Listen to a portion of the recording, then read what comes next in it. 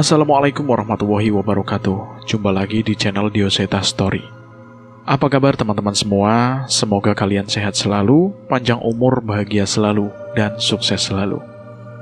Pada kesempatan kali ini saya akan menceritakan sebuah kisah yang berjudul Sukmagni. Cerita ini ditulis oleh Dioseta. Buat teman-teman yang ingin membaca langsung ceritanya, bisa kalian kunjungi linknya yang sudah saya sediakan di kolom deskripsi. Dan buat teman-teman yang baru bergabung di channel ini, silahkan klik tombol subscribe dan tombol loncengnya, agar kalian tidak ketinggalan cerita terbaru dari kami. Dan tidak usah lama-lama, bagaimana keseruan kisah ini? Kita langsung saja ke ceritanya.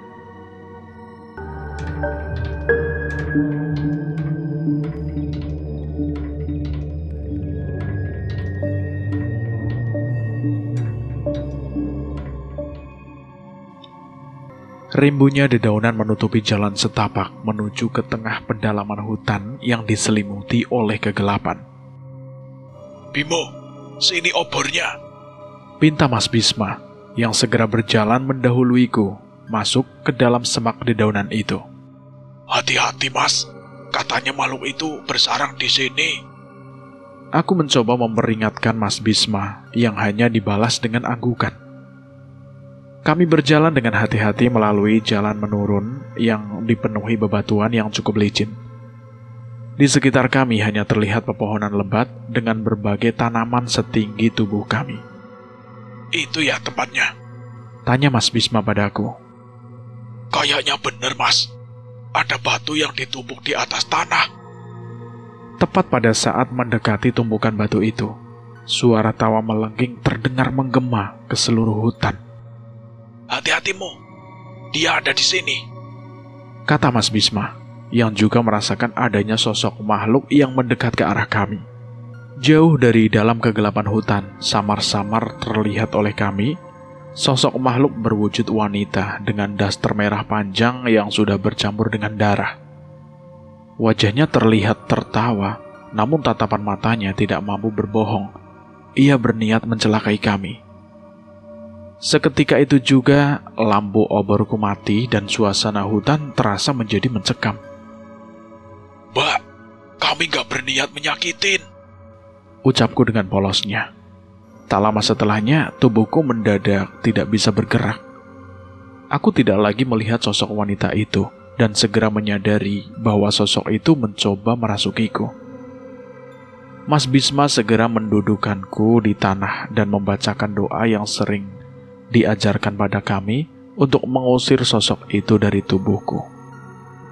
Apa maumu di hutan ini? Ucapku di luar kesadaranku, sementara Mas Bisma masih mencoba menolongku. Mbak, kami hanya ingin mencoba menenangkan mbaknya, biar mbak gak usah gentayangan di desa lagi. Apa urusanmu? Aku rak bakal tenang nek uang sing mateni aku durung mati. Wes, tenang ya mbak. Orang itu sudah ditangkap polisi. Biar dia dihukum sepantasnya. Mbaknya yang tenang. Kalau begini, seolah-olah mbaknya yang terhukum sama dendam. Balas Mas Bisma kepada roh itu. Roh wanita itu terdiam. Sepertinya doa dan kata-kata Mas Bisma mulai diterima oleh makhluk itu. Aku tidak punya siapa-siapa yang mendoakan aku. Mas Bisma menarik nafas lega ketika suatu roh sudah mulai menyampaikan kegelisahannya. Berarti kami selangkah lebih maju untuk bisa menenangkannya. Kami yang akan mendoakan dan memakamkan kembali jasad mbak dengan layak. Kami janji, jawab Mas Bisma kepada makhluk itu. Aku merasakan hawa tenang dari dalam tubuhku. Mas Bisma membacakan doa dengan lebih khusyuk, sementara aku mengikutinya dari dalam hati, berharap roh ini bisa segera tenang dan keluar dari tubuhku. Sebelum aku pergi, aku minta pisang goreng yang hangat, ucapku dengan suara yang menggeram. Sontak Mas Bisma memukul kepalaku, menanggapi keisenganku. Bisa-bisanya bercanda di kondisi kayak gini kamu. Aku hanya tertawa. Memang ucapan tadi hanya keisenganku saja, saat sadar bahwa roh wanita itu sudah tenang dan meninggalkan tubuhku. Sayangnya, Mas Bisma itu ternyata tidak mudah untuk dikelabui. Ngapunten mas, biar gak tegang toh. Saat mengetahui suasana kembali tenang, aku kembali menyalakan oborku dan menghampiri tumpukan batu tadi. Disinilah jasad makhluk itu dikuburkan oleh pembunuhnya. Kami menyiramkan air dan menaburkan bunga pada tanah itu dan membacakan doa untuk menenangkan roh perempuan yang terkubur di tanah ini. Tak lupa kami meninggalkan penanda untuk menandai bahwa ada sebuah kuburan yang berada di tempat ini. Gimana Bib? Kamu sudah bisa memakai keris pusaka itu? Tanya Mas Bisma di tengah perjalanan pulang kami. Walah, gak tahu toh mas. Diwariskan pusaka keris, tapi gak boleh ternodai darah orang lain. Terus fungsinya itu buat apa toh? Jawabku pada Mas Bisma. Lah iya, aneh juga. Keris benda tajam, kok gak boleh kena darah? Apa namanya? Keris sukma geni. Tanya Mas Bisma lagi padaku. Iya mas. Mas Bisma sendiri gimana? Katanya mau diwariskan pusaka juga toh? Iya, tapi katanya sepertinya susah. Makanya besok tak tinggal dulu agak lama. Disuruh nemuin eyang-eyang dulu. Balas Mas Bisma padaku. Iya mas, hati-hati ya. Mudah-mudahan diajari juga cara pakai pusakanya. Biar gak kayak aku toh. Sebelum kami kembali ke rumah, kami mampir ke rumah kepala desa untuk menginformasikan kejadian tadi. Setelah ini warga desa sudah tidak perlu takut lagi akan kemunculan sosok hantu wanita yang sering berkentayangan dan merasuki warga. Pagi hari ini berlalu seperti pagi biasanya. Hanya saja kali ini aku menggayuh sepeda ontelku, memboncengkan Mas Bisma ke stasiun untuk menemui eyang-eyang kami, seperti yang dipetunjukkan padanya. Matur suwun ya Mo, tak tinggal dulu ya. Kalau ada masalah, jangan nekat. Tunggu mas saja. Iya mas, tenang. Aman kabeh. Balasku sambil membantu menaikkan perlengkapan Mas Bisma ke dalam kereta. Setelah keberangkatan Mas Bisma, aku kembali ke desa sambil sesekali menikmati pemandangan sepanjang perjalanan.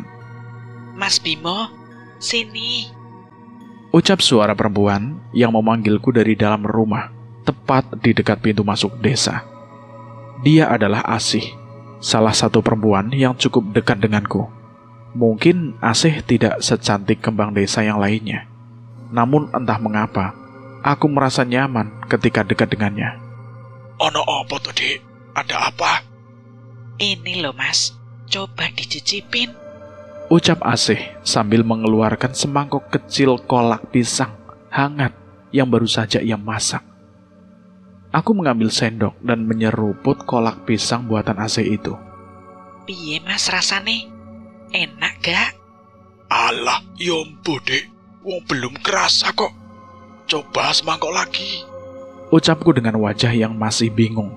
Asih kembali ke dapur dan membawa semangkok lagi kolak pisang kepadaku. Ini mas, gimana? Enak gak? Takutnya nanti bapak gak suka.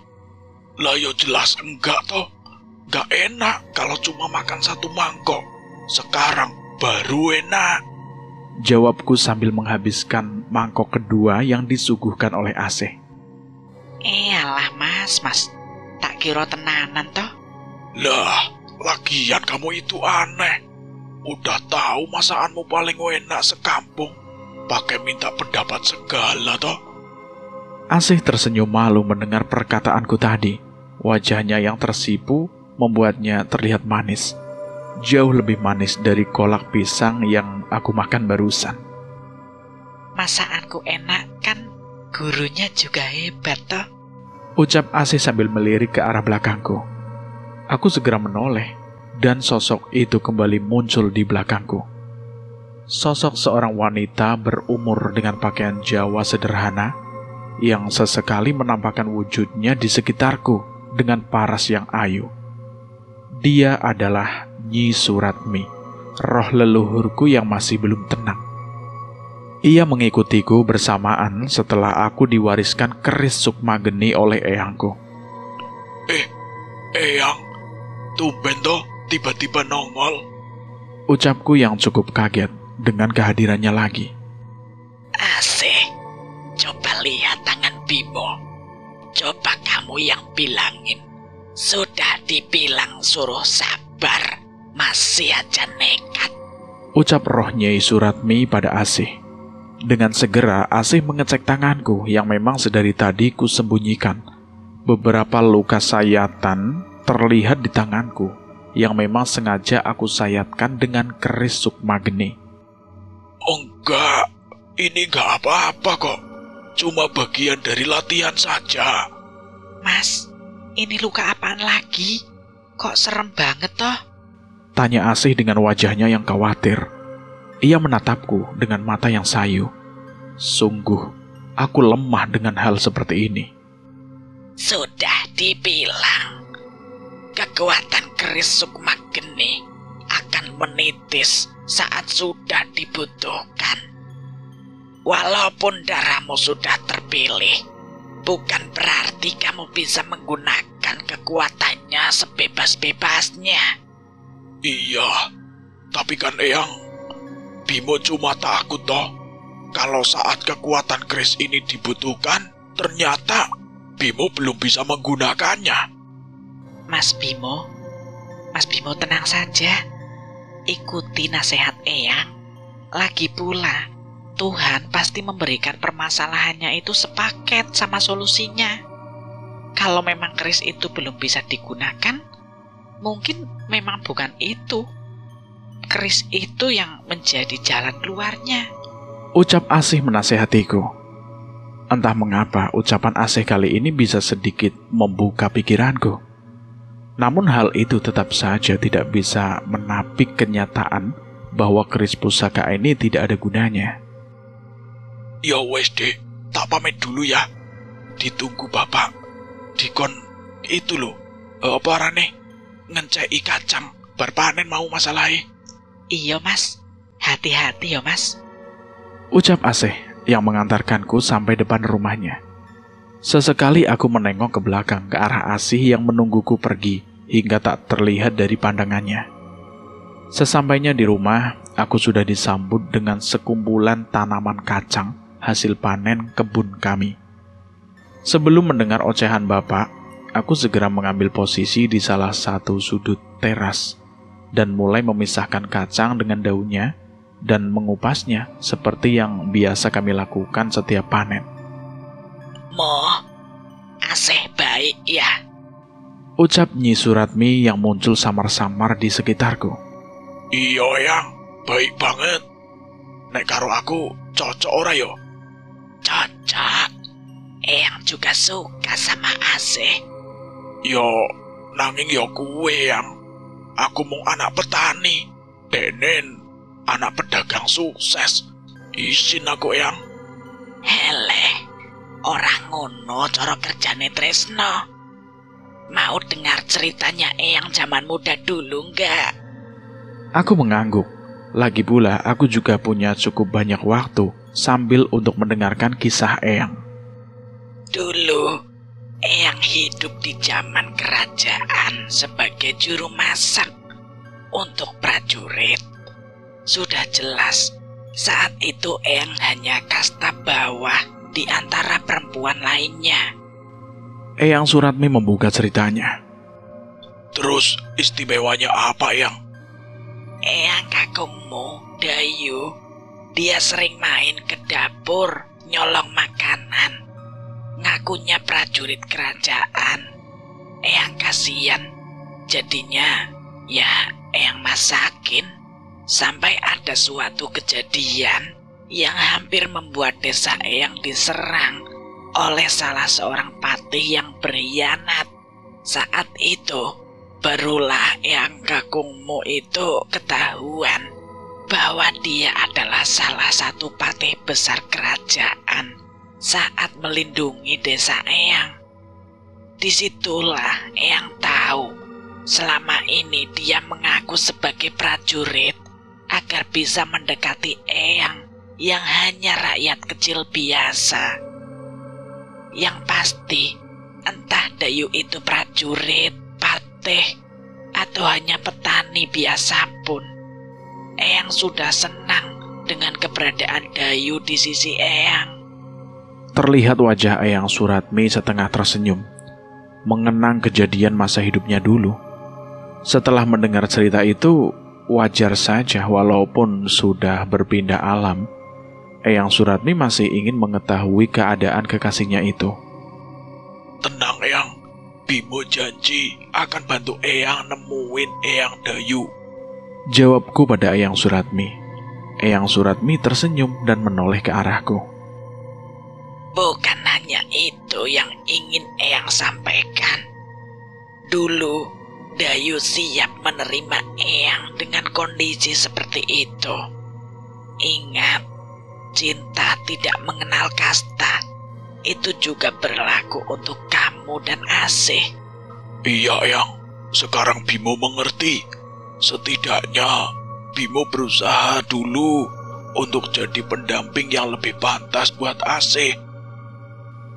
Sekali lagi Eyang Suratmi tersenyum dan perlahan menghilang seperti biasanya. Hampir seharian ini aku menghabiskan waktu dengan mengupas kacang, sementara bapak masih merapikan sisa-sisa daun yang akan diambil tetangga untuk makan ternak. Saat maghrib tiba, aku bersiap membersihkan tanganku dan masuk ke dalam, namun tiba-tiba seorang berlari menghampiri rumah kami dengan terburu-buru. Mas Bimo, itu. Ucap Bu Rukmi yang mencoba mengatur nafasnya. Kenapa Bu? Ada apa? Tanya bapak, sementara aku kembali keluar menghampiri Bu Rukmi. Asih, bapaknya Asih pulang dengan keadaan aneh. Ucap Ibu Rukmi lagi. Aku dan bapak saling bertatapan dan segera masuk ke rumah, mengganti pakaian yang layak dan menghampiri rumah Asih. Asih, Bapak kenapa sih? Tanyaku pada Asih, sementara bapak menghampiri ayah Asih yang tergeletak lemas di kamarnya, dengan beberapa warga desa yang menemaninya. Nggak tahu mas, bapak pulang sendirian dengan keadaan begitu. Tiba-tiba Asih nemuin bapak tergeletak di depan rumah.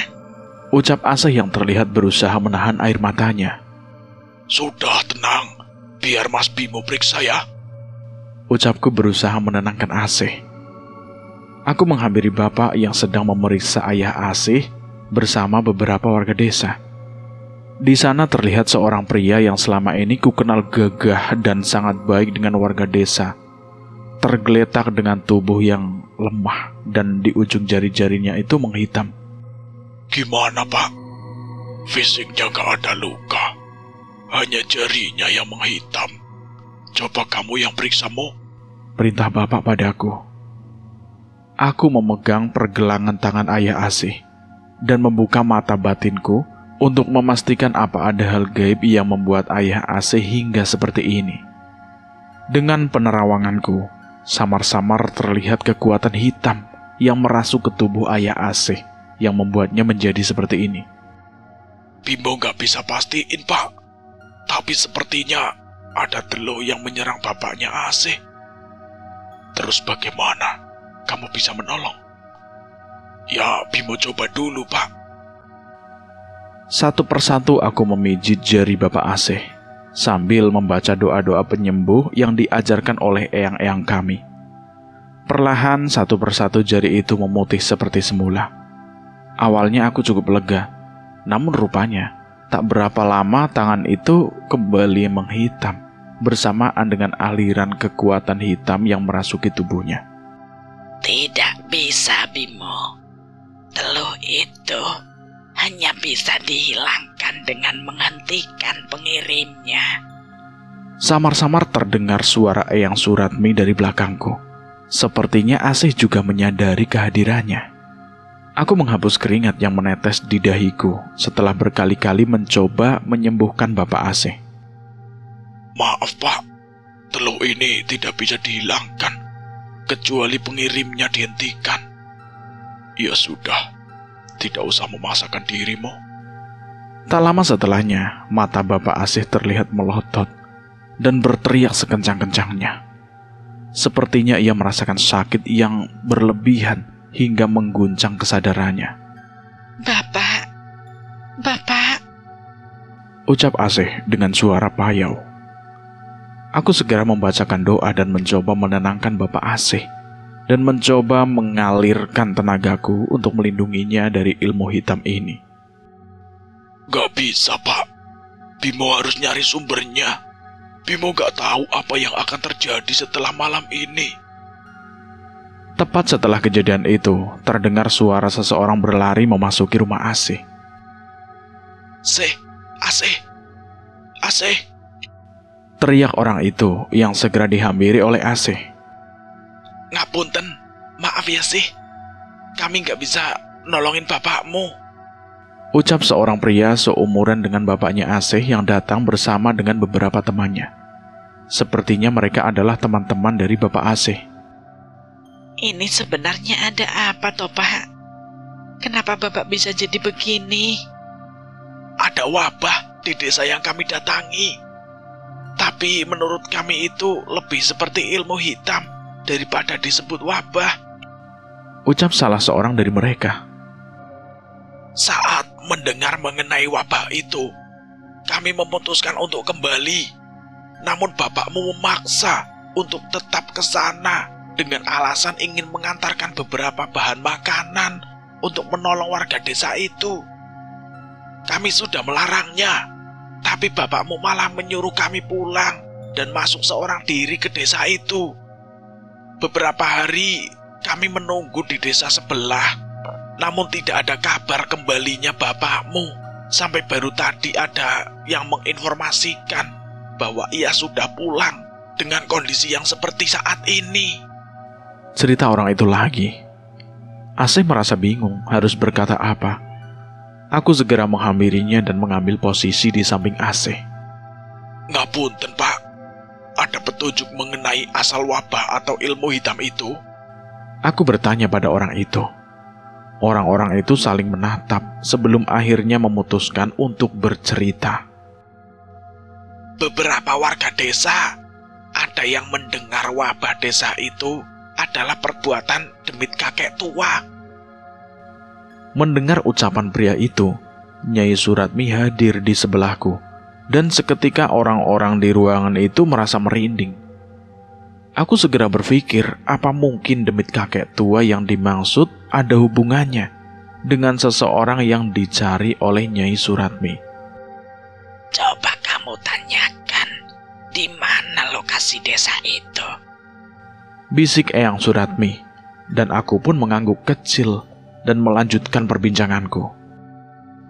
Memangnya desa itu di mana, Pak? Mas Bimo mau ke sana? Jangan, Mas. Bahaya. Potong Asih yang khawatir setelah mendengar cerita tadi. Betul, Mas. Lebih baik jangan ke sana dulu. Kita cari cara lain untuk mengobati Bapak Asih.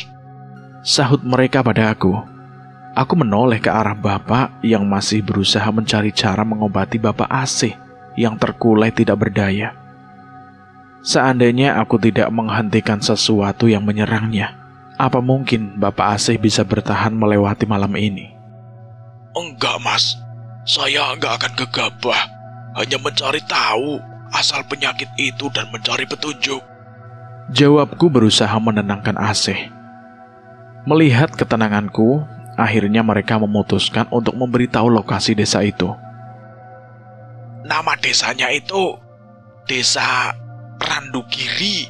Lokasinya di dekat lembah, sekitar 1 jam dari sini.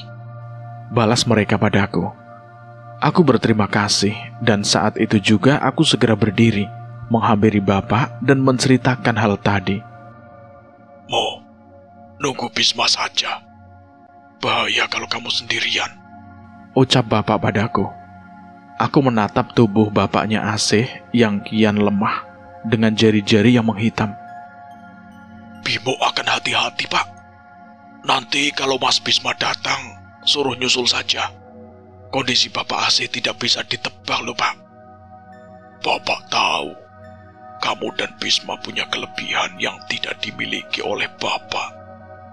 Tapi Bapak juga nggak mau kalian celaka karena kelebihan kalian itu. Ucap bapak dengan wajah yang penuh kekhawatiran.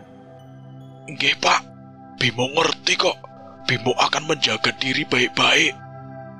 Balasku yang segera mencium tangan bapak dan berpamitan.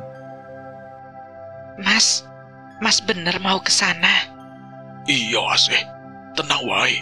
Aku nggak sendirian. Eyang Suratmi ikut kok. Kalau aku kewalahan, dia akan ngingetin. Mendengar ucapan itu, Asih sedikit tenang. Ia memintaku menunggu sebentar dan menyiapkan dari dapur perbekalan seadanya. Malam semakin larut dan aku masih menggayuh sepeda ontelku yang sudah dilengkapi dengan lampu dinamo yang sedikit bisa memberi penerangan di gelapnya malam. Desa Randugiri, sebuah desa yang terbelah dengan aliran sungai dan lebatnya hutan tak jauh di belakangnya. Suasana sepi terasa di desa ini. Hampir tidak ada orang yang keluar dari rumah. Namun terlihat nyala lampu, terlihat menyala di hampir setiap rumahnya. Bimo, hampir semua rumah di desa ini terkena serangan ilmu hitam. Iya, Eyang. Bimo sadar. Balasku yang masih memperhatikan sekitar sembari berjalan perlahan menuntun sepedaku. Belum sempat aku melangkah lebih jauh, samar-samar aku menyadari ada sosok yang memperhatikanku dari salah satu atap rumah. Makhluk itu memiliki tubuh hitam dengan rambut yang hampir sepanjang tubuhnya, dengan bulatan bola mata yang hampir keluar dari tempatnya. Yang menjijikan, lidah dari makhluk itu menjulur panjang dan meneteskan liurnya di setiap tempat yang ia lewati. Aku berpikir, mungkin saja makhluk itu yang menyebabkan teluh di desa ini. Aku berhati-hati menapaki jalan sambil mengawasi makhluk itu. Sayangnya sepertinya makhluk itu berniat mencelakaiku dengan melompat ke bawah dan melemparkan liurnya. Sepertinya liur itu yang ia gunakan untuk mengirimkan kutukannya.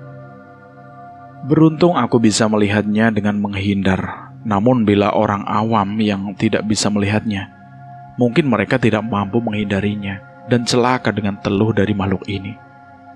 Tak mau mengambil resiko, aku membacakan doa dan ayat suci untuk membakar makhluk itu, hingga suara raungan terdengar ke seluruh desa.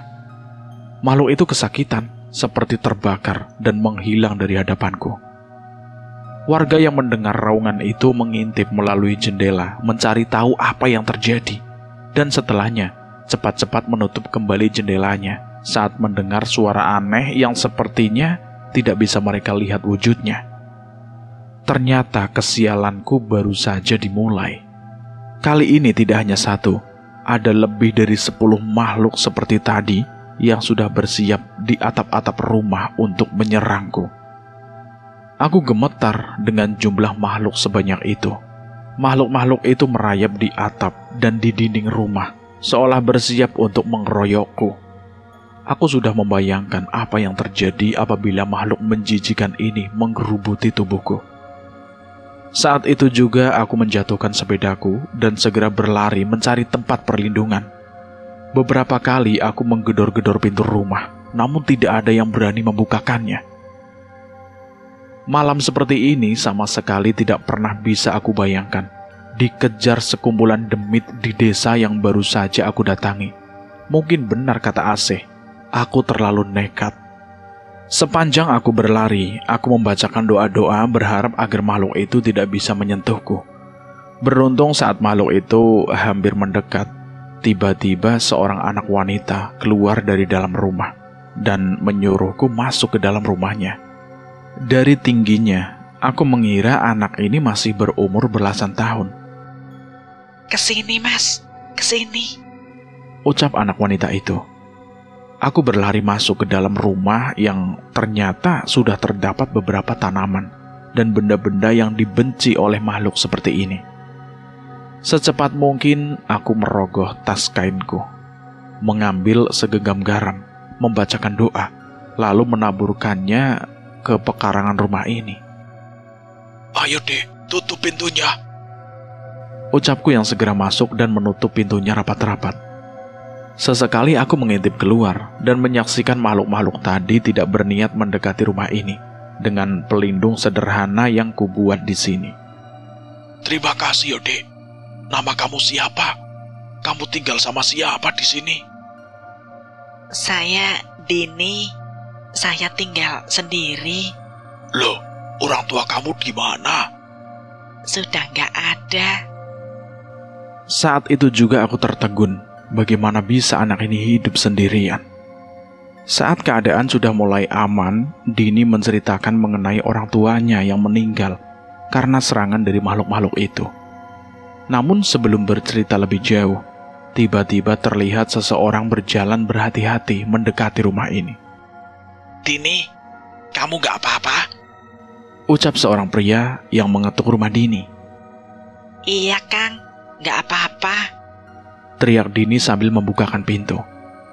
Aku sedikit memberikan anggukan menyambut kedatangan pria itu. Maaf, Mas. Masnya datang dari mana ya? Ucap pria itu yang sepertinya sudah akrab dengan Dini. Sepertinya ia sedikit curiga kepadaku. Oh, iya. Saya belum memperkenalkan diri. Saya Bimo dari desa yang gak jauh dari sini. Ayah dari teman saya sakit setelah dari tempat ini. Saya datang untuk mencari tahu sumber penyakit itu.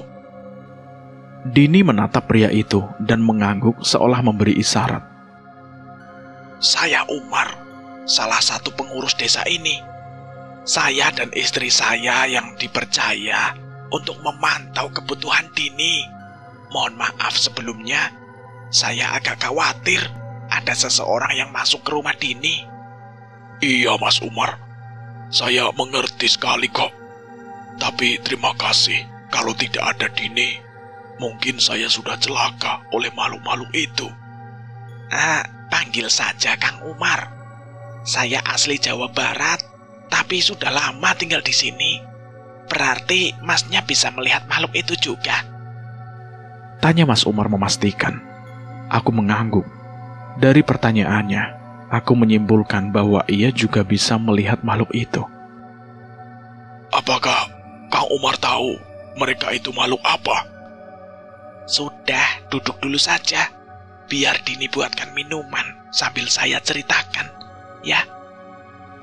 Mendengar ucapannya, aku mengambil posisi duduk yang nyaman sambil sesekali mengintip melalui jendela untuk memastikan keadaan di luar. Semua ini perbuatan demit kakek tua itu. Tiba-tiba dia muncul di desa ini dengan demit-demit itu dan menyebarkan teluh. Hampir setiap rumah ada satu orang yang terkena penyakit aneh itu. Jelas Kang Umar padaku. Aku menyeruput kopi yang diantarkan oleh Dini. Hangatnya kopi ini sedikit membantu mengembalikan nafasku setelah dikejar-kejar dengan demit-demit tadi. Berarti bukan demit-demit tadi sumber masalahnya? Tanyaku pada Kang Umar. Kang Umar pun menggeleng. Lantas, apa tujuan dari demit kakek tua itu? Entahlah, Mas. Tiba-tiba dia datang ke tengah-tengah keramaian desa, berjalan dengan baju compang-camping dan bau yang sangat menyengat. Sontak warga yang merasa terganggu segera mengusirnya. Namun kakek itu mengaku bahwa ia adalah warga desa sini. Merasa tidak ada yang mengenalnya, warga lanjut mengusir kakek itu dari desa dengan kasar. Memangnya kondisi kakek itu separah itu, Kang? Parah, Mas. Seolah dia itu baru kembali dari sebuah tempat yang jorok dan mengerikan. Nah, ceritanya itu belum selesai, Mas. Setelah kejadian itu, malamnya saat semua warga sudah tertidur, kakek itu datang lagi ke desa. Warga mengetahuinya, namun tidak peduli. Kakek itu berjalan ke sumur desa dan seolah menarik sesuatu dari dalam. Saat itulah petaka dimulai. Mendadak ada warga yang sakit dengan gejala yang aneh, di mana jari-jarinya itu menghitam, seolah tidak teraliri darah. Semakin hari korban semakin bertambah. Dan saat saya mencoba mencari tahu, ternyata ini adalah ulah makhluk-makhluk suruhan dari demit kakek tua itu, Mas. Cerita Kang Umar panjang lebar. Kini aku mengerti, berarti sumber utama permasalahan ini adalah demit kakek tua itu. Sambil menikmati kopi hitam, aku mengulik lebih dalam tentang jenis penyakit yang dialami warga dan di mana keberadaan demit kakek tua itu. Di tengah perbincanganku dengan Kang Umar, samar-samar aku merasakan firasat yang sangat membuat aku tidak nyaman. Aku mencoba mencari tahu, namun tidak dapat aku pastikan.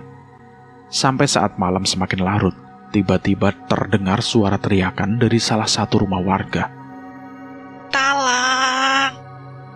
Tolong! Terdengar suara teriakan seorang perempuan di tengah desa. Aku dan Kang Umar segera keluar dan melihat perempuan itu terduduk di tanah, menyaksikan suaminya diseret oleh sosok kakek tua ke dalam hutan. Kami segera menghampiri wanita itu dan beberapa warga mengejar kakek tua itu. Kakek itu mau membunuh Mas Tri, suami saya. Tolong, Mas. Teriak wanita itu kepada kami. Apa yang terjadi? Bagaimana kakek itu bisa menyerang Mas Tri? Nggak tahu, Kang. Dia hanya bilang ingin balas dendam. Tapi kami tidak tahu dendam apa yang dimaksud. Saat memeriksa keadaan wanita itu, tiba-tiba terdengar suara teriakan dari dalam hutan. Aku dan Kang Umar semakin panik. Kami menduga teriakan itu adalah suara dari warga yang menyusul kakek tua itu. Tanpa berbicara sedikit pun, Kang Umar segera menyusul ke dalam gelapnya hutan, tempat asal suara itu. Kang, jangan gegabah, Kang. Teriakku, namun sama sekali tidak digubris olehnya. Dini, kamu diam di rumah ya, jangan keluar. Aku memerintahkan pada Dini yang masih terlihat bingung. Aku berlari menuju ke dalam hutan dan menyusul Kang Umar yang berhenti tepat di bagian hutan di mana terdapat puing-puing bangunan dan sumur yang seolah sudah lama tidak didatangi. Apa ini, Kang Umar? Pernah ada yang tinggal di tempat ini?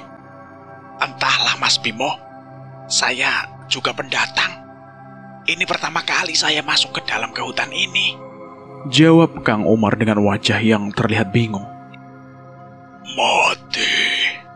Terdengar suara seseorang menggema, lirih, entah dari bagian mana dari hutan ini. Harus mati. Suara itu diikuti dengan teriakan seorang yang terjatuh dari atas pohon. Aku dan Kang Umar yang melihat hal itu segera berlari, menangkap pria yang jatuh itu.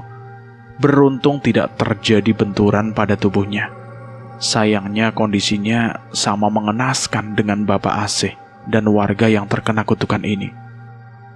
Mas Bimo, dia warga desa yang mengejar tadi. Ucap Kang Umar padaku. Tek, tek, tek. Samar-samar aku mendengar seperti kayu yang dipukul berirama, seperti sebuah ritual. Saat itu udara semakin menusuk yang membuat semua bulu kuduku itu merinding. Merasa akan terjadi sesuatu yang mengerikan, aku segera berlari ke arah lokasi suara itu, dan sesuatu yang mengerikan terlihat di hadapan mataku. Sosok kakek tua dengan kulit penuh borok dan baju compang-camping sedang berdiri dan menari-nari di tengah-tengah puluhan makhluk yang tadi berhadapan denganku. Tubuhku gemetar di hadapanku seperti terlihat sebuah desa yang dihuni oleh sekumpulan setan yang sedang berkumpul, seolah mempersiapkan sesuatu. Kang Umar harus evakuasi warga desa. Makhluk sebanyak ini bisa membunuh seluruh warga desa dalam satu malam. Kang Umar tidak bisa berkata-kata, wajahnya pucat, tidak bisa membayangkan apa yang akan terjadi malam ini. Itu Mas Tri, dia mau dibawa kemana itu? Tanya Kang Umar dengan suara yang bergetar. Terlihat kondisi Mas Tri dalam bahaya. Aku segera berlari mengejar makhluk itu, namun tanpa disadari, Sosok kakek tua itu sudah berada di hadapanku, dengan wajah hitam penuh bekas luka yang sudah membusuk. Ono wong goblok sing golek mati. Tanpa aku sadari, tiba-tiba darah merah mengalir dari mata dan hidungku. Rasa sakit yang amat sangat terasa di seluruh tubuh. Mas Bimo, Mas. Di situ Kang Umar mulai panik. Di tengah kepanikannya, ia mencoba membacakan doa-doa untuk mengusir makhluk itu. Sayangnya, sepertinya ilmu Kang Umar itu belum mampu untuk menolongku. Di tengah rasa sakitku, aku melihat Mas Tri sudah menghilang entah kemana. Aku memaksakan diriku untuk membaca ayat suci untuk mengusir kakek tua ini. Sayangnya kekuatannya terlalu besar. Dari wajahnya terlihat raut muka penuh dendam, seolah sudah menempuhkan sekian lama. Saat kesadaranku mulai hilang, tiba-tiba aku terjatuh ke tanah dan melihat seseorang menendang kakek tua itu hingga terpental. Mas Bisma, ucapku yang samar-samar melihat sosok yang berdiri di hadapanku. Ini Bimo, pulihkan dulu tubuhmu. Ucap suara seseorang yang menyerahkan sebotol air untuk kubacakan doa dan kuminum. Itu bukan Mas Bisma, itu suara Jagat. Pasti Bapak yang memintanya datang ke sini. Aku membacakan mantra pemulih pada air yang dibawakan oleh Jagat dan meminumnya untuk membersihkan tubuhku dari kutukan makhluk itu. Siapa kamu setan tua? Ucap Jagat yang terlihat kesal. Aku berdiri di sampingnya, sembari mempersiapkan diri dengan keberadaan Jagat. Aku sedikit lebih percaya diri menghadapi kakek tua itu. Kalian salah paham. Warga desa itu memang pantas mati. Merekalah yang memaksaku menjadi seperti ini. Jawab kakek tua itu sambil menatap luka-luka di tubuhnya. Maksudmu apa kakek tua? Aku Mbah Rowo, kakek tua yang kalian habisi dengan bengis setelah membunuh dan memperkosa anakku dengan biadab. Jawab kakek tua itu dengan penuh amarah. Tunggu, kakek ini warga desa Randugiri. Aku dan Jagat segera menoleh ke Kang Umar. Mbah Rowo, aku pernah dengar ceritanya. Dia orang yang dituduh sebagai dukun yang ditangkap dan akhirnya dihabisi oleh warga desa yang emosi saat seorang bayi hilang dari desa. Jelas Kang Umar pada kami. Anakku tidak bersalah. Kalian menggunakannya untuk melampiaskan nafsu kalian dan membunuhnya. Kalian juga membakar tubuhku dan membuang tubuhku di rawa yang dipenuhi ular. Sekarang aku akan membalas semua yang kalian lakukan. Jagat tak menunggu lama dan segera menyerang kakek tua dengan ilmunya. Apapun alasanmu, semua itu bukan alasan untuk mencabut nyawa seseorang. Bantah Jagat kepada makhluk itu. Katakan itu pada mereka yang menghabisi keluargaku. Balas Mbah Rowo. Saat ini ilmu bela diri Jagat masih jauh di atasku. Aku membantunya dengan membacakan amalan api yang aku harap bisa melemahkan Mbah Rowo itu.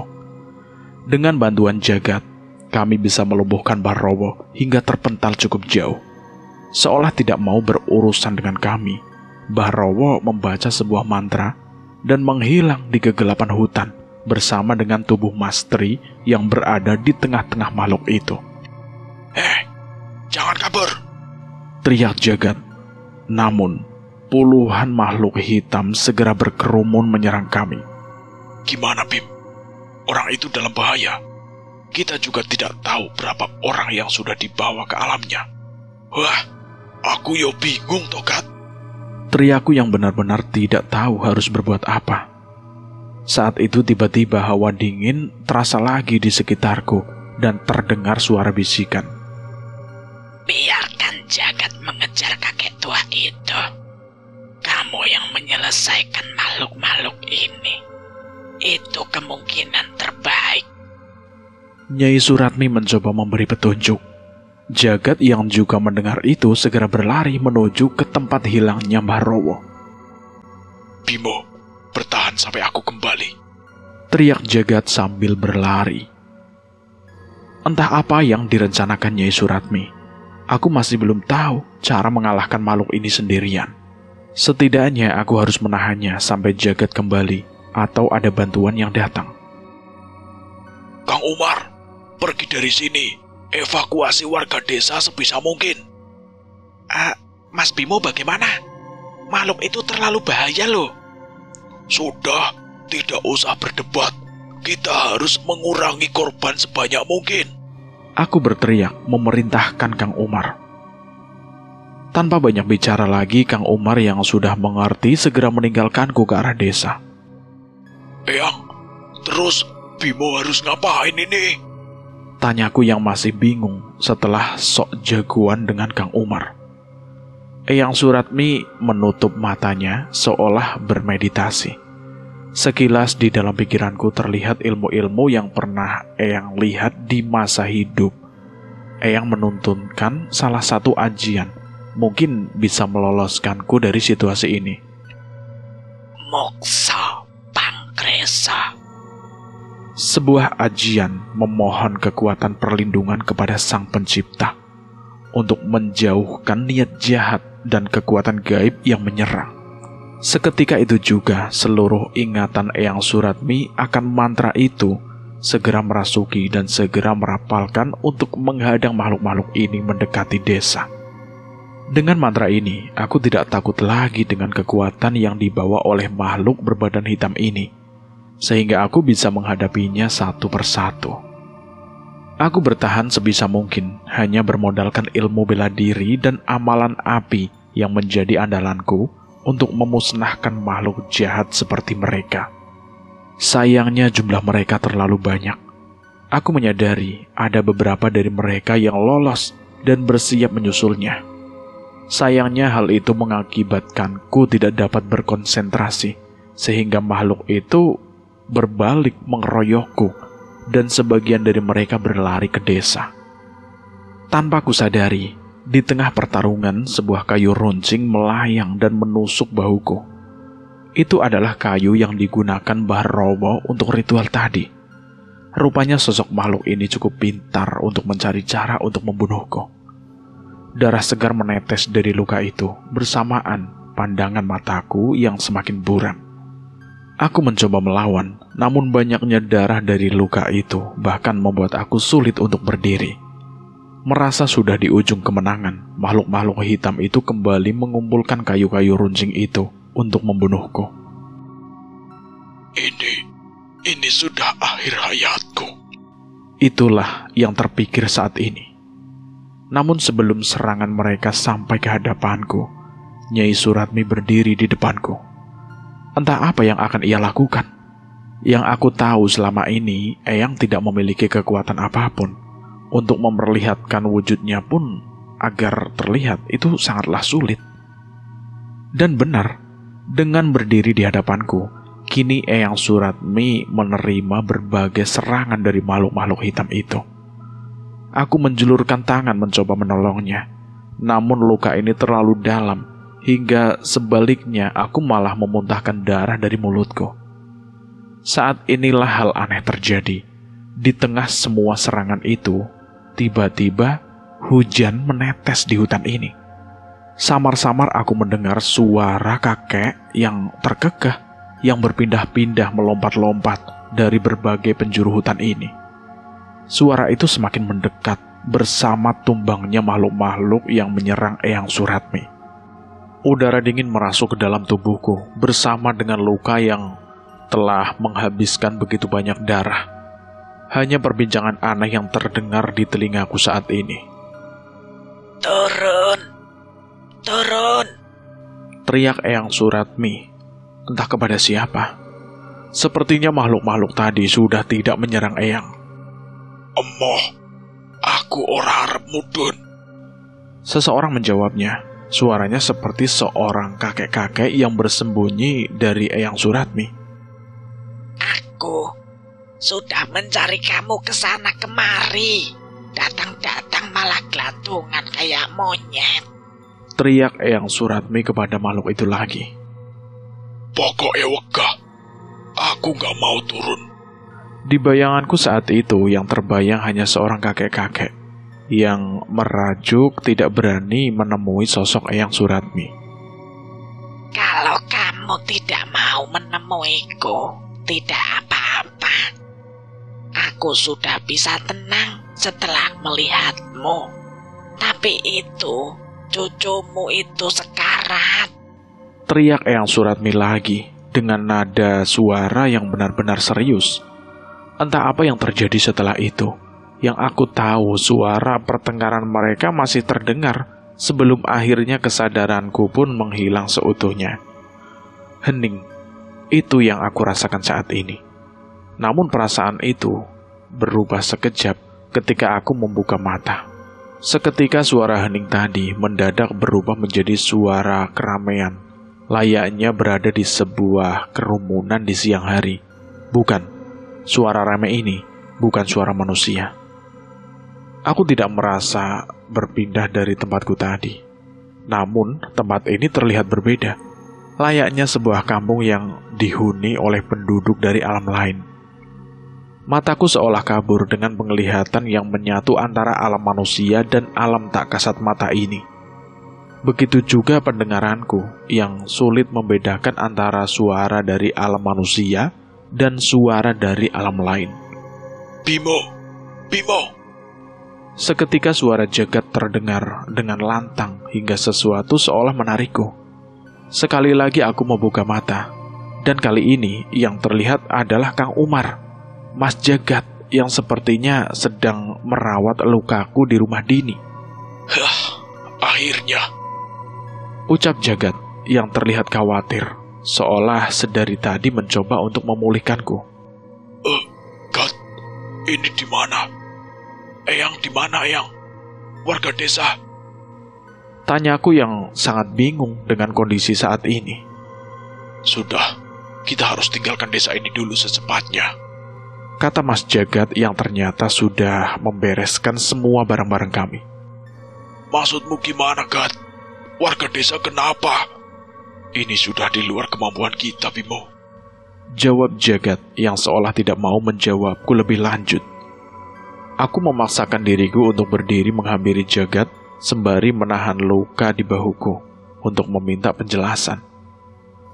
Namun tanpa sempat berbicara sepatah kata pun, Jagat malah menarikku, menatap ke arah luar jendela dan menyaksikan apa yang terjadi di sana. Tidak seperti keadaan desa sebelumnya. Kini banyak warga yang bergelempangan di jalan dengan tubuh yang menghitam dan memuntahkan berbagai macam benda. Di sekitarnya terlihat makhluk hitam utusan Mbah Rowo yang mengantarkan semua penyakit itu pada mereka. Oh, kita harus tolong mereka, Jagat. Walaupun hanya satu nyawa, kita harus tolong mereka. Teriakku memaksa, namun Kang Umar dan Jagat malah menarik tubuhku dan membawaku keluar melalui pintu belakang rumah. Sebagian warga berhasil dievakuasi sama Kang Umar di desa sebelah. Keluarga Kang Umar dan Dini juga ada di sana. Yang bisa kita lakukan sekarang hanyalah mundur, jelas Jagat padaku. Tepat saat meninggalkan desa, tiba-tiba terdengar suara tawa terkekeh Mbah Rowo yang merasa puas dengan semua yang ia lakukan. Aku terbakar emosi saat melihat kejadian itu, di mana Mbah Rowo berdiri di atas warga desa yang bergelempangan di jalan-jalan desa. Sesekali Mbah Rowo terlihat menginjak-injak kepala warga dan meludahi orang-orang yang menyiksa dan membunuh keluarganya itu. Kami menjauh sejauh mungkin dari kegilaan itu. Namun samar-samar aku melihat Kang Umar menangis dan meneteskan air mata. Tenang, Kang. Kita akan cari bantuan. Akan kita selamatkan mereka. Kali ini aku yang mencoba menenangkan Kang Umar. Namun tangisan Kang Umar itu seolah menandakan bahwa ia mengetahui sesuatu yang tidak diketahui. Tidak, Mas. Tidak ada lain waktu. seluruh warga desa yang terkena teluh Mbah Romo akan mati saat matahari terbit. Balas Kang Umar, yang terus berusaha menahan tangisnya namun gagal. Sontak saat itu juga aku berhenti. Maksud Kang Umar, kita sudah tidak mungkin menyelamatkan warga desa itu. Ini memang pilihan berat, Bimo. Tapi ini adalah pilihan terbaik untuk saat ini. Ucap Jagat padaku. Tidak ada yang salah dalam ucapan Jagat. Tujuan utamanya adalah keselamatan kami dan warga yang masih bisa diselamatkan. Tapi perasaanku tidak bisa berbohong. Ada sesuatu yang mengganjal, yang tidak membiarkanku meninggalkan warga desa mati di sana. Aku menatap Jagat dan Kang Umar. Bimo, kamu jangan gila. Teriak Jagat yang sudah membaca maksudku. Ada satu cara, Gat. Seandainya ini berhasil, aku bisa menyelamatkan mereka semua. Apa maksudmu, Bimo? Gak akan aku biarkan kamu bertaruh sendiri. Balas Jagat padaku. Aku mengambil sebuah benda dari tas kainku. Sebuah benda yang terlilit kain lusuh untuk menjaganya dari benturan. Apa itu, Bimo? Keris Sukma Geni? Iya, Gat. Ini keris Sukma Geni, Gat. Kalau keris ini memang memiliki takdir tersendiri hingga diwariskan kepadaku, harusnya sekaranglah saatnya. Tidak ada artinya pusaka ini diturunkan kepadaku apabila tidak untuk menolong mereka yang membutuhkan kekuatannya. Ucapku dengan menggenggam keris pusaka warisan keluargaku itu. Baik, Bimo, aku temani. Ucap Jagat padaku. Aku menahan Jagat yang berusaha mendekat ke arahku. Jelas aku ragu untuk bisa menggunakan kekuatan keris ini. Saat ini keselamatan Jagat dan Kang Umar jangan sampai dipertaruhkan. Tidak, Mas. Antarkan Kang Umar dan cari bantuan. Itu cara terbaik saat ini. Melihat kebulatan tekadku, Jagat seolah mengerti. Namun aku merasa bahwa Jagat itu memiliki rencana lain. Kami pun berpisah dan aku kembali ke desa Randugiri yang sudah seperti desa mati dan hiasi dengan suara-suara warga yang kesakitan. Mas! Tolong, Mas! Tolong! Suara itu terdengar dari seorang laki-laki tua yang tergeletak di pelataran rumahnya. Tubuhnya membentuk corak aneh seperti membusuk di beberapa bagian saja. Matanya yang menguning menatapku dengan memelas. Aku mendekat dan membacakan doa untuk memulihkan keadaannya. Namun sama seperti Bapak Asih, kutukan ini tidak akan pulih sampai aku bisa mengalahkan Mbah Romo yang merupakan empu dari teluh ini. Ngapunten ya, Pak. Akan saya selesaikan ini semuanya. Ucapku yang segera berdiri, dengan berat hati meninggalkan pria yang masih merasa kesakitan itu. Aku menelusuri kampung dan terhenti di sebuah rumah tua yang sudah hancur. Sebuah rumah dengan tembok anyaman bambu, dengan pondasi bambu yang sudah lama rusak. Ada perasaan yang mengerikan saat aku melewati rumah ini. Aku mencoba mengintip ke pintu bangunan yang tidak tertutup itu. Ada sedikit cahaya dari lampu minyak yang menerangi ruangan di bangunan itu. Tolong! Tolong! Suara memelas terdengar dari dalam bangunan itu. Awalnya aku menduga itu adalah suara korban serupa dari warga desa. Namun ternyata aku salah. Tepat di dalam ruangan itu terlihat sosok salah seorang roh warga desa yang menjadi rebutan di antara makhluk-makhluk hitam. Mereka menggigit tubuh roh itu, mencakar-cakar, dan menarik memperebutkan roh itu seolah akan terbagi menjadi beberapa bagian. Entah apa yang terjadi di sana, seolah roh itu adalah tumbal yang diberikan kepada makhluk itu untuk diperlakukan seenaknya oleh setan-setan itu. Aku tidak lagi mampu menahan amarahku. Saat itu juga aku membacakan ajian Moksa Pangresa, melindungi diri dari niat jahat dari makhluk-makhluk ini, dan membacakan amalan api untuk membakar habis makhluk-makhluk di dalam bangunan itu. Sayangnya di tengah seranganku sudah muncul seorang yang merupakan asal-muasal dari semua petaka ini, Mbah Rowo. Ia keluar dengan membawa kepala salah seorang warga desa yang rohnya sedang dipermainkan oleh setan-setan tadi. Menyambut kedatanganku, ia melemparkan kepala itu ke arahku hingga menggelinding tepat di depan kakiku. Saat menoleh ke bawah, aku terkejut. Kepala itu tidak dalam kondisi utuh. Matanya sudah bolong dengan bekas darah yang sudah mengering, terlihat dari setiap lubangnya. Biadab kamu. Biadab. Dia yang telah memperkosa satu-satunya anakku yang tidak bersalah. Lalu kamu puas dengan melakukan hal ini? Kau sudah tahu jawabannya. Tidak akan ada yang terpuaskan oleh dendam. Ucap Mbah Rowo dengan tertawa. Ia sudah termakan oleh nafsunya dan menjual jiwanya kepada setan. Aku sudah tidak mau berpanjang lebar lagi. Berkali-kali aku membacakan amalan api, mencoba menenangkan makhluk-makhluk di sekitarku satu demi satu.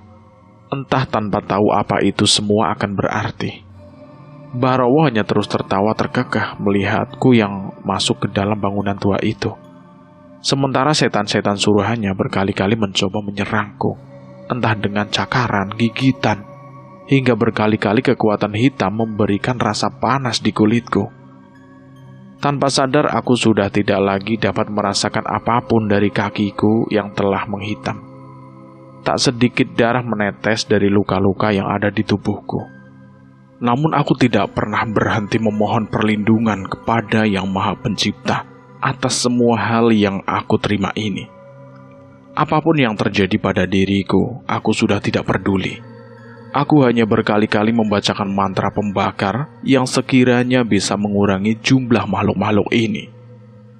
Saat ini yang terdengar di desa Randugiri hanyalah bacaan doa ayat-ayat suci yang terus aku lantunkan untuk mengusir setan-setan ini. Sampai di akhir kesadaranku, aku mencoba kemungkinan terakhir untuk menggoreskan jariku pada keris pusaka Sukmageni yang diwariskan kepadaku. Kali ini aku merasakan ada sebuah kekuatan aneh yang mengalir dari keris ini. Sebuah rasa hangat seolah menyatu dengan genggamanku. Aku pikir ini akan berhasil, namun tidak. Aku terjatuh dengan tubuh yang sudah dipenuhi oleh kutukan dari makhluk ini. Bocah brengsek, apa yang sudah kamu lakukan?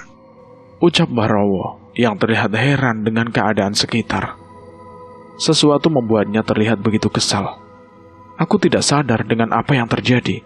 Rupanya dari ratusan doa dan ayat suci yang aku lafalkan hingga kondisiku seperti ini, semua itu berhasil menghabisi dan mengusir seluruh sosok setan pengikut Mbah Rowo yang sebelumnya memenuhi desa ini. Sedikit lagi. Ucapku yang memaksakan diri untuk berdiri, menghadapi satu-satunya musuh yang terlihat di hadapanku itu. Kau sudah pasti mati. Aku tidak punya waktu meladanimu. Ucap Mbah Rowo yang lebih memilih meninggalkan bangunan dan keluar ke arah belakang dibanding melawanku. Woi, jangan kabur. Aku berteriak kepada Mbah Rowo. Tanpa bertarung pun, kalian tetap akan mati saat matahari terbit. Tidak akan kubiarkan. Kali ini tidak akan aku biarkan. Ucapku yang sudah muak dengan semua kelemahanku. Seandainya hidupku harus padam, setidaknya ada api yang tidak akan aku biarkan padam. Api dalam sukma yang terus memperjuangkan kebajikan. Api dalam sukma yang terus menuntun ke jalan yang lurus. Dan api yang akan membakar dendam dan membawa ketenangan di dalam sukma. Ucapku yang seolah memahami sesuatu dari hangatnya keris Sukmageni yang berada di genggamanku ini. Tepat saat aku membulatkan tekad, tetesan darahku di keris Sukmageni itu menyala. Aku menyentuhnya, dan tubuhku seperti terbakar oleh api yang terasa hangat. Saat itu juga semua kutukan dan luka yang disebabkan oleh setan-setan tadi musnah seketika. Tidak hanya itu, amarahku pun perlahan mereda. Api ini tidak terasa panas. Sebaliknya, bagian tubuhku yang terbakar terasa begitu hangat. Oh, inikah kekuatan keris Sukmageni? Aku berpikir saat itu. Menyadari hal itu, aku segera menghampiri sosok kepala seseorang yang dijadikan tumbal oleh Mbah Rowo. Aku melakukan hal serupa dengan meneteskan darahku yang menyala di bilah keris Sukmageni, dengan harap api ini mampu memutus ilmu hitam yang dirapalkan dengan perantara tumbal ini. Tepat sesuai dugaanku, kepala dari seseorang yang dijadikan tumbal adalah kunci perjanjian antara Mbah Rowo dan setan-setan yang mengikutinya saat ini. Terbukti tepat saat kepala tumbal itu terbakar, sosok roh yang menjadi bulan-bulanan setan itu dikelilingi oleh api dan tidak lagi bisa didekati oleh setan-setan itu. Aku menyadari suara-suara warga desa yang kesakitan di seluruh penjuru desa perlahan mulai hilang. Semoga saja dengan terputusnya perjanjian Mbah Rowo dengan makhluk hitam itu, warga desa benar-benar bisa terlepas dari teluh yang disebarkan oleh Mbah Rowo. Menyadari kondisi tubuhku yang mulai pulih, aku memutuskan untuk mengejar Mbah Rowo sebelum ia berbuat yang lebih jauh lagi. Sekali lagi aku berlari ke dalam hutan itu, hutan di mana terdapat sisa-sisa bangunan desa yang tidak terawat, yang sebelumnya dihuni oleh setan-setan pengikut Mbah Rowo. Mbah Rowo terlihat berdiri di tengah bangunan itu, seolah terburu-buru menyiapkan sesuatu di baskom. Tanah liat di hadapannya. Bau kemenyan dan kembang yang bertaburan menghiasi ritual yang ia lakukan. Aku bersiap menghentikan ritual apapun yang ia lakukan. Entah apapun itu, pasti ia memiliki niat jahat di setiap mantra yang ia bacakan. Sayangnya saat aku mendekat, Mbah Rowo segera mengambil tumpukan kembang di hadapannya dan memakannya. Saat itu juga sesuatu seperti merasuki tubuhku dan menghentikan gerakanku. Sekali lagi Mbah Rowo membacakan mantra dan memakan kembang yang ada di hadapannya. Kini sama seperti sebelumnya, darah kembali mengucur dari mataku dan hidungku. Rasa sakit kembali menjalar ke seluruh tubuhku. Namun, tepat sebelum kehilangan kesadaran, terdengar suara yang membisik ke telingaku. Tahan sedikit lagi, Bimo. Itu adalah suara Nyai Suratmi yang tiba-tiba muncul dari belakangku. Kerahkan semua ilmu yang telah kau pelajari. Bukan soal mantra atau ajian, tapi soal keyakinanmu akan perlindungan dari Yang Maha Kuasa dan kemampuanmu untuk menahan setiap cobaan yang dipercayakan kepadamu. Mendengar ucapan itu, aku tidak lagi menggantungkan nyawaku pada ilmu yang aku pelajari. Hanya doa dan doa yang aku panjatkan kepada Yang Maha Pencipta, pelindung dari semua makhluklah tempatku menggantungkan nyawaku saat ini. Perlahan demi perlahan, seperti yang diucapkan Eyang Suratmi, rasa sakit itu pun menghilang. Terlihat setiap ritual yang dilakukan oleh Mbah Rowo tidak berhasil menorehkan sedikit pun lagi luka di tubuhku. Sesuatu telah terjadi. Sebelum aku mencari tahu, tak jauh dari hadapan Mbah Rowo terjatuh sesosok makhluk besar. Seekor ular besar raksasa yang telah terpotong menjadi beberapa bagian dengan mengenaskan. Terlihat tubuhnya dihiasi dengan perhiasan kerajaan dan pakaian yang mewah. Oh, Nyi Rundolo, ucap Mbah Rowo dengan panik. Demit lemah dijadikan sesembahan. Apa Tuhan masih kurang perkasa? Ucap sosok dengan suara seperti kakek tua yang berusaha mengambil jarak cukup jauh dari tempat ini. Namun aku bisa memastikan bahwa dialah yang menghabisi sosok siluman ular besar yang menjadi asal muasal kekuatan hitam Mbah Rowo. Mbah menghardik semua benda ritualnya dan menghampiri sosok siluman yang sudah tidak bergerak itu. Nyi Rundala, kenapa jadi seperti ini?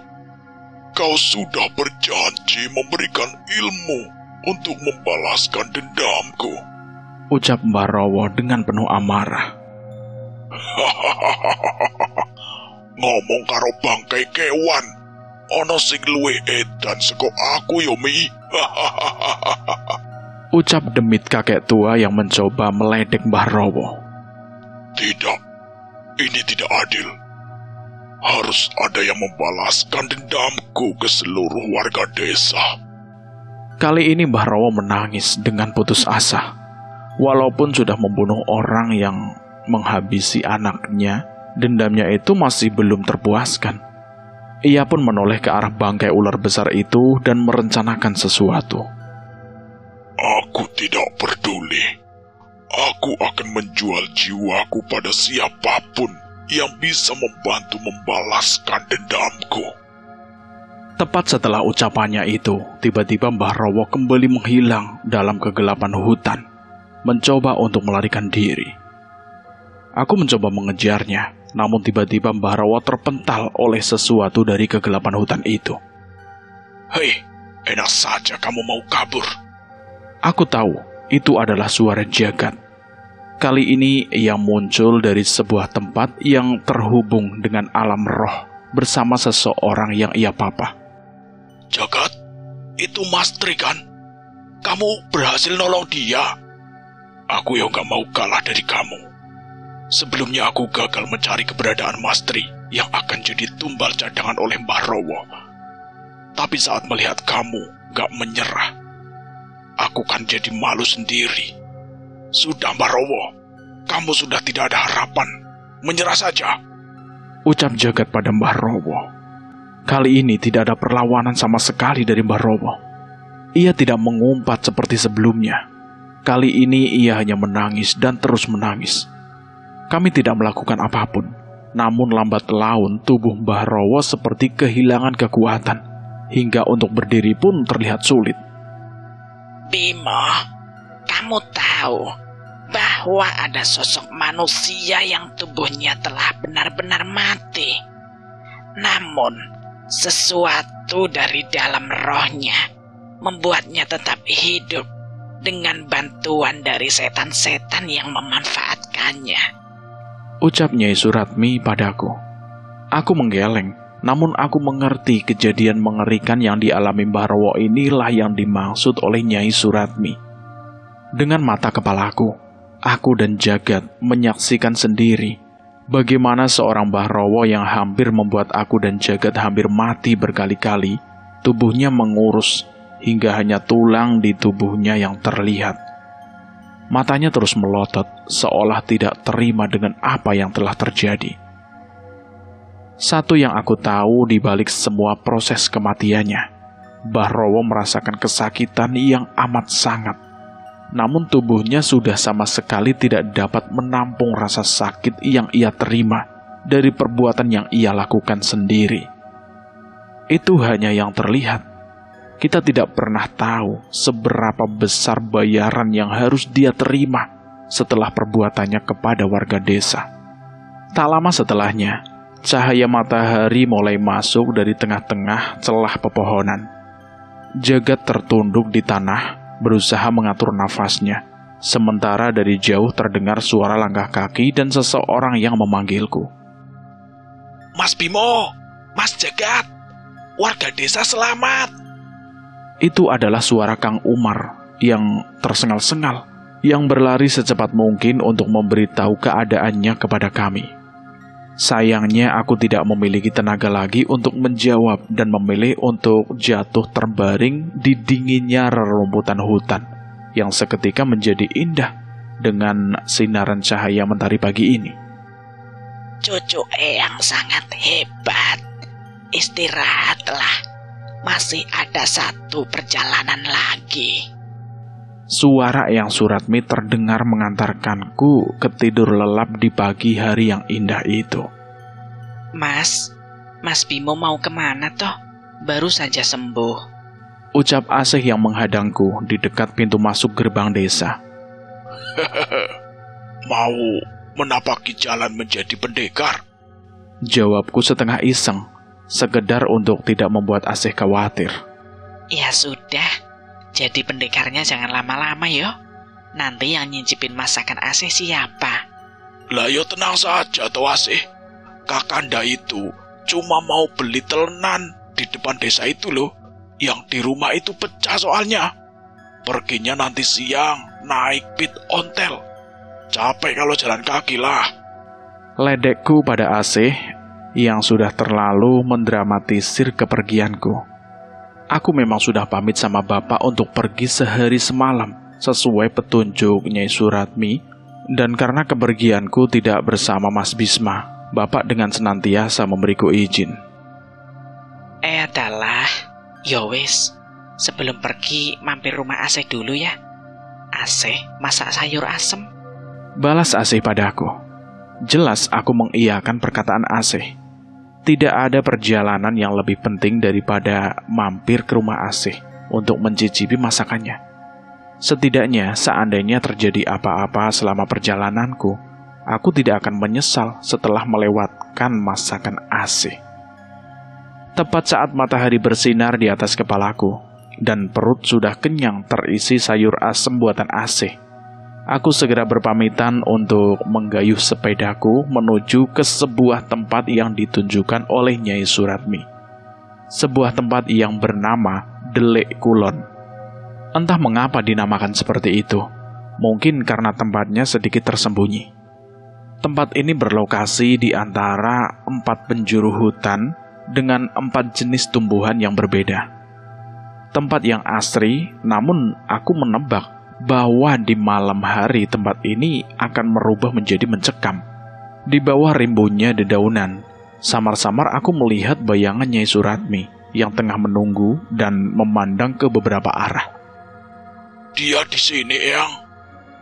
Yang kumaksud adalah suami Eyang Suratmi yang selama ini ia cari. Eyang pun mengangguk mengiyakan.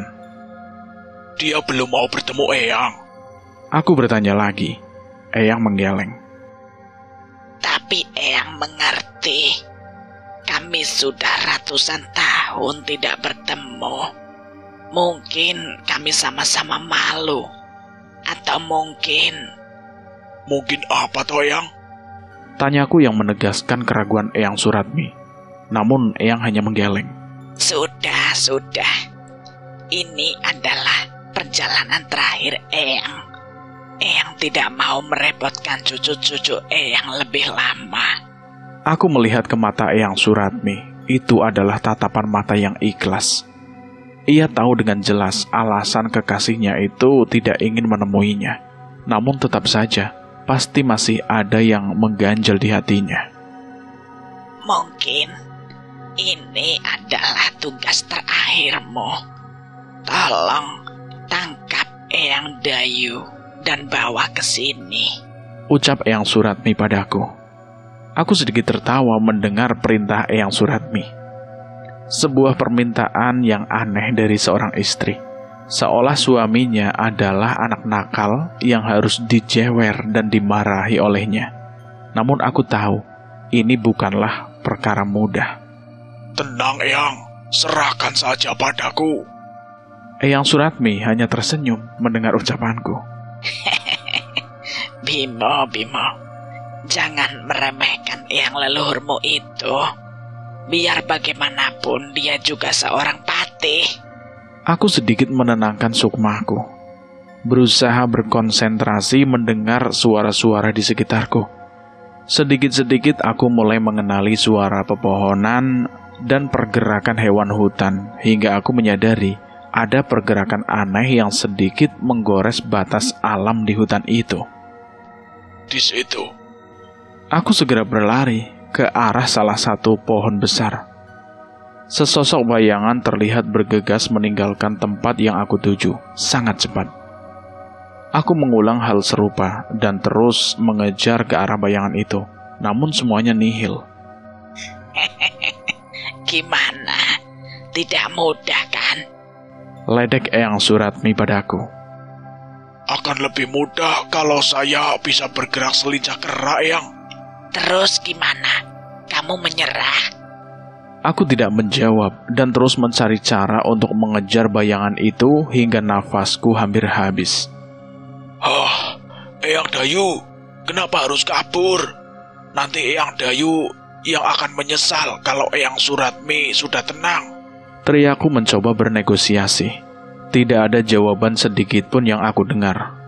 Namun dari jauh, aku melihat sosok bayangan kakek tua juga sedang menahan bimbang dengan perilakunya.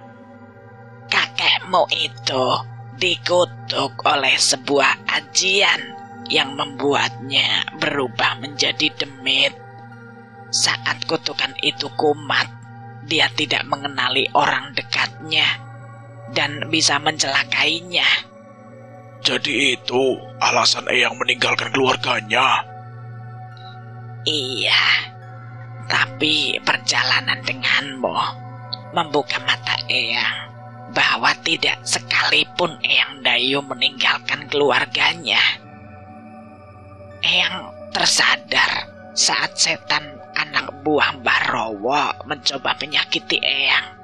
Eyang Dayu muncul tiba-tiba untuk menolong Eyang. Dan satu lagi, kakakmu Bisma telah berhasil mendapatkan kekuatan dari pusaka yang diwariskan kepadanya, keris Raga Sukma. Eyangmu menghabiskan hidupnya untuk menciptakan mantra leluhur untuk melindungi keturunan-keturunannya. Jangan sampai hanya kebodohan dan kegilaanku saja yang kuturunkan pada cucu-cucuku. Biar mereka tahu bahwa leluhur mereka bukan cuma kakek gila yang doyan makan. Begitulah kata Eyang Dayu. Eyang Suratmi menceritakan itu dengan mata yang berkaca-kaca. Di balik tingkah laku Eyang Dayu yang seenaknya, Eyang Suratmi masih sangat mengaguminya dari hati yang terdalam. Bimo gak mau nyerah. Tanpa menunggu respon dari Eyang Suratmi, aku segera mengambil sepeda ontelku dan meninggalkan Eyang Suratmi di tempat itu bersama dengan Eyang Dayu yang masih enggan untuk mendekatinya. Saat itu langit memerah dengan begitu indah, seolah menggambarkan kisah Eyang Suratmi dan Eyang Dayu yang tidak cerah namun juga tidak kelam. Di hati mereka masing-masing, mereka mengetahui betapa indahnya perasaan kekasihnya itu tanpa ragu sedikit pun. Saat ini aku hanya perlu mengisi sedikit rasa yang memang sudah sangat kuat itu, agar tidak ada penyesalan di antara mereka berdua. Eyang, aku kembali. Aku berteriak. Entah sudah pukul berapa saat itu, namun bulan purnama bersinar dengan terang. Di tengah-tengah Delik Kulon yang merupakan titik pertemuan dari keempat hutan. Apa itu, Bimo? Tanya Eyang Suratmi yang bingung dengan bungkusan kain kasar yang aku bawa. Aku berlari ke dalam hutan, bukan untuk mengejar Eyang Dayu, melainkan untuk mencari beberapa kayu kering yang kukumpulkan di tengah tanah yang lapang. Dengan sedikit tersenyum, aku membangun sebuah perapian dengan panci yang barusan ku ambil dari rumah. Sayur asem, Eyang. Buatannya Asih. Ini resepnya Eyang kan? Ucapku yang mulai menghangatkan sayuran buatan Asih itu. Aku mengipaskan masakan Asih agar tercium hingga ke seluruh penjuru hutan. Samar-samar aku melihat bayangan Dayu yang melirik ke arah masakan ini. Kamu tahu kan, Bimo, demit gak makan ginian.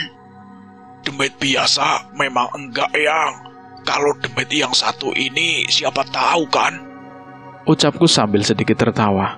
Entah aku tidak tahu ini akan berhasil atau tidak. Namun malam itu, aku habiskan dengan menikmati sayur asem buatan Asih. Tentunya dengan resep turun-temurun dari Eyang Suratmi. Sambil sesekali meledek Eyang Dayu yang malu-malu tapi terlihat sangat mau untuk menghampiri tempat ini. Sayangnya sampai aku kenyang, Eyang Dayu pun tetap pada pendiriannya. Aku dan Eyang Suratmi sudah pasrah. Setidaknya perbincangan kami berdua tadi sudah cukup bisa mengobati rindu Eyang Suratmi pada Eyang Dayu. Tanpa membereskan sisa makananku, aku pun memilih untuk tidur di bawah sinar rembulan dan berselimutkan kisah indah dari leluhurku ini. Klang! Terdengar samar-samar suara panci yang tersenggol. Di tengah kantukku, aku memaksakan untuk membuka mata. Entah ini ilusi atau bukan. Jauh di hadapanku terlihat sepasang laki-laki dan perempuan. Aku tahu bahwa yang perempuan adalah Eyang Suratmi. Namun di sebelahnya bukanlah demit kakek tua, melainkan seorang patih yang gagah mengenakan kalung emas khas prajurit yang sebelumnya selalu dikenakan Eyang Suratmi. Tidak ada tangis dan tawa di sana. Hanya gerak-gerik konyol seorang pria yang selalu dibalas dengan tawa manis Eyang Suratmi. Seandainya aku bisa memilih kisah cinta, mungkin kisah cinta mereka lah yang ingin aku alami. Aku terbangun di dinginnya pagi yang berkabut di Delik Kulon. Sosok Eyang Suratmi tidak lagi berada di sekitarku.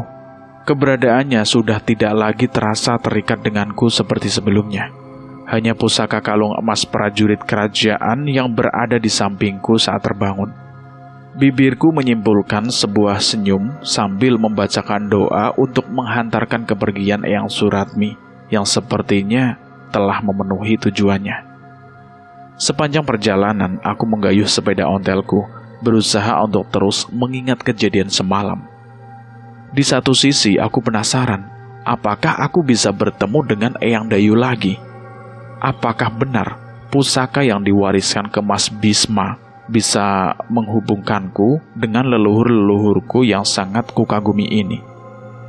Mungkin perjalananku masih cukup panjang. Toh saat ini aku hanya seorang anak yang bahkan masih ketakutan menghadapi roh-roh penasaran yang mengancam orang terdekatku. Mas Bimo, kalau naik sepeda jangan ngelamun. Teriak seorang wanita yang menyambutku dari depan rumahnya saat memasuki desa. Itu Asih. Sekali lagi ia berhasil memecahkan lamunanku dan menggantikannya dengan pagi yang berwarna. Entah roh apa yang merasukiku saat itu. Dinginnya udara pagi membuat aku berpikir pendek. Namun aku tidak pernah menyesali perkataanku saat itu. Asih, aku boleh menjadi suamimu? Cerita ini selesai sampai di sini. Begitulah cerita dari Sukmo Geni. Bagaimana menurut teman-teman tentang cerita ini? Silahkan tulis di kolom komentar. Dan terima kasih buat kalian semua yang sudah bergabung di channel ini. Semoga kalian dalam keadaan sehat selalu, panjang umur, dan bahagia selalu. Dan buat teman-teman yang baru bergabung di channel ini, silahkan klik tombol subscribe dan tombol loncengnya agar kalian tidak ketinggalan cerita terbaru dari kami. Dan saya mohon maaf jika ada kesalahan kata. Akhir kata, wassalamualaikum warahmatullahi wabarakatuh. Jagat Segoro Demit.